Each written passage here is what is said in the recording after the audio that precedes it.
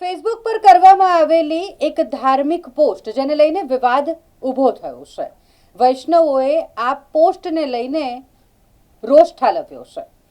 એક પોસ્ટ કે જેમાં વાગીશ કુમારજીના ચરણોમાં વલ્લભ પ્રભુજીને બિરાજમાન કરવામાં આવ્યા છે ને જેના કારણે વૈષ્ણવોની આસ્થાને ઠેસ પહોંચી છે, તેમની ધાર્મિક લાગણી દુભાઈ છે.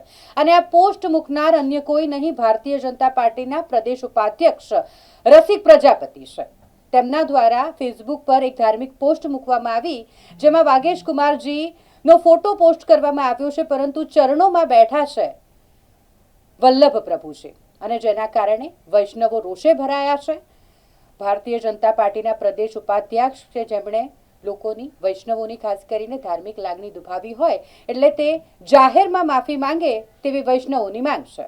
જ્યાં સુધી રસિક પ્રજાપતિ જાહેરમાં માફી નહીં માંગે ત્યાં સુધી તેઓ જમશે નહીં અને વડોદરામાં તમામ વૈષ્ણવો એકત્રિત થઈ આ અંગે વિરોધ પણ વ્યક્ત કરશે તેવી ચીમકી ઉચ્ચારી છે.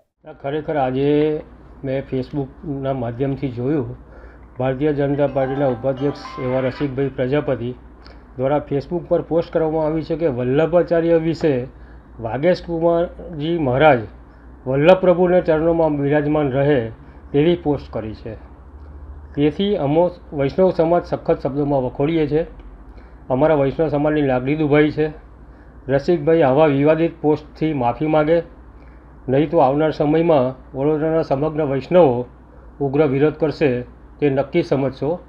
ખરેખર વાગેશ કુમાર મહોદયશ્રી અમારા ગુરુ છે અને વલ્લભ પ્રભુ વાગેશ કુમાર વલ્લભ પ્રભુના ચરણોમાં બિરાજમાન હોય. ખરેખર વલ્લભ પ્રભુ કંઈ વાગેશ કુમારના ચરણોમાં બિરાજમાન ના હોય. આવી વિવાદિત પોસ્ટ આપી એટલે વૈષ્ણવ સમાજની લાગણી દુભાય. આવનારા સમયમાં શું માંગ છે વૈષ્ણવ સમાજની? એટલે અમારા વૈષ્ણવ સમાજની એક જ માંગ છે કે આવી વિવાદિત પોસ્ટ ન કરે, વૈષ્ણવ સમાજની લાગણી ન દુભાવે અને માફી માગે.